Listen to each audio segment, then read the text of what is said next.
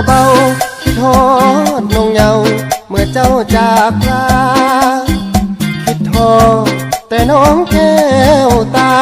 ป่านนี้นะสิอยู่จังได้จากกันไปดนน้องคงลืมคนสัญญาให้ไว้บอกว่าสิบ่ฮักใคร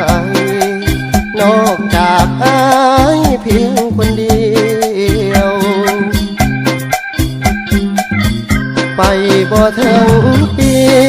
เจ้ากับมีคนใหม่มาแทนคนที่อ้ายเคยห่วงแหนเจ้ากับมีแฟนมาแทนที่อ้ายบ่คิดบ่ฝันว่าจอมขวัญเจ้าสิเปลี่ยนใจแต่แล้วก็เป็นไปได้โอ้น้องสามใบเหตุใดลงคอก่อนจากกันน้องนั้นยังให้สัญญาบอกว่าบ่ลืมดอกหน้าบัดน้องกลับมาน้องมีแฟ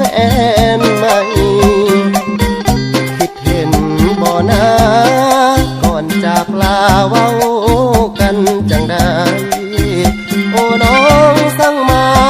เหยียบใจของอายแท้น้องคนดีจบกันเท่านี้พอเสียที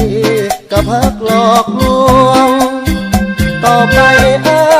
ยสิบ่ห่วงให้เจ้าควงกับเขากันนาขอให้หักเจ้ากับเขาเป็นสุขเถิดนากับโพดเหตุใดน้อลาสาวแกงกะเบาเจ้าลืมสัญ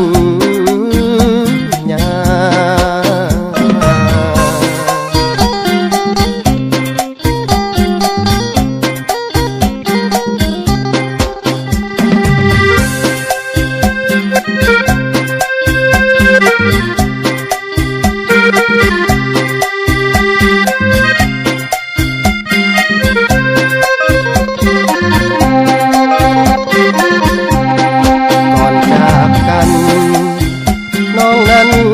ยังให้สัญญา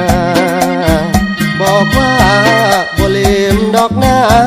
บัดน้องกลับมาน้องมีแฟนใหม่คิดเห็นบ่นะก่อนจากลาเว้ากันจังได้โอ้น้องสั่งมาเหยียบใจ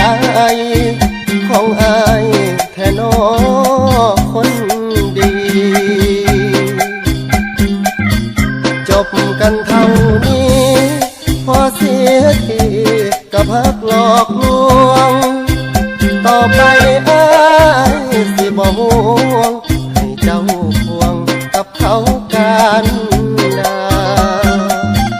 ขอให้หักเจ้ากับเขาเป็นสุขเถิดนากับโพดเหตุใดน้อลาสาวแกงกะเบาเจ้าลืมสัญ